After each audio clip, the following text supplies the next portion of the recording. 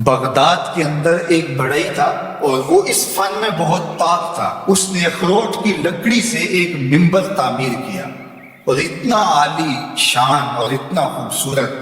پھر اس کے اوپر اس قدر مینا کاری کہ دور دور سے لوگ اس کو دیکھنے آنے لگے اور اس کی شہرت چار دانگ عالم میں پھیل گئی. لوگوں نے اس سے اس کی منہ مانگی قیمت پہ اس کو خریدنا چاہا کہ آپ بولیے جتنی قیمت آپ مانگیں گے اس قیمت میں ہم آپ سے یہ منبر وصول کریں گے اور اپنے شہر کی اپنے علاقے کی جامع مسجد میں رکھیں گے. لیکن وہ ہر ایک کو انکار کر دیتا.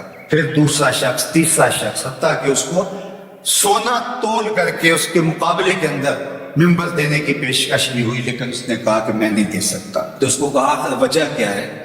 ایک فنکار جب کوئی فن پارا تراشتا ہے، ایک کاریگر جب کوئی چیز بناتا ہے تو اس کی قیمت لیتا ہے. تم اس منبر کو بیچ نہیں رہے، کرو گے کیا؟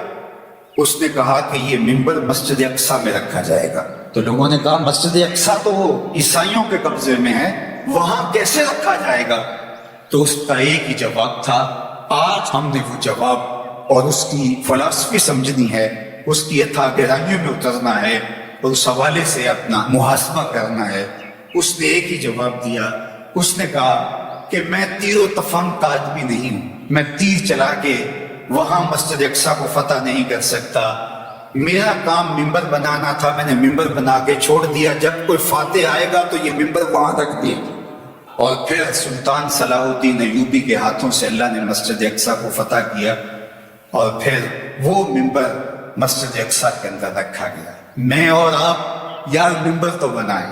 اللہ اکبر. نظیری نیشا پوری نے کہا تھا کہ چوب ہر نخل کے منبر نشوت دار کنم. اس نے کہا کہ میں لکڑیوں کو لے کر کے کوشش کر رہا ہوں کچھ بنانے کی، تو کچھ لکڑیاں بھی اس قابل نہیں ہیں کہ ان سے منبر بن سکے.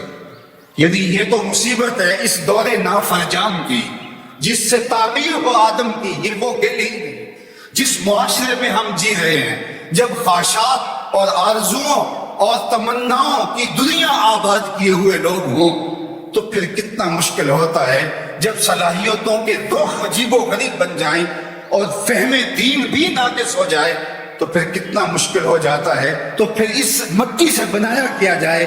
لیکن نظیری نیشا پوری نے ہمیں حوصلہ دیا، کہا نیس در خشک و ترے بیشائی من کوتاہی.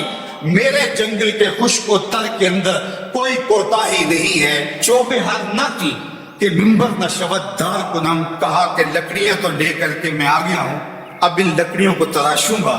جس لکڑی سے منبر بن سکا اس سے منبر بنا لوں گا، جس لکڑی سے منبر نہ بن سکا اس سے سوری بنا لوں. دوواں گلاں وچوں 10 درویشا تینوں کیڑی گل کو بولی. عالم اوپر منبر بولے، عاشق اوپر سولی. تو جو بن سکا ہم نے وہ بنانا ہے اور اپنی ذمہ داریوں کو ہم نے نبھانا ہے. تو مجھے اور آپ کو اپنے ماحول کے اندر توازن کے ساتھ آگے بڑھ کر کے صالحیت نور کو پھیلانا ہے.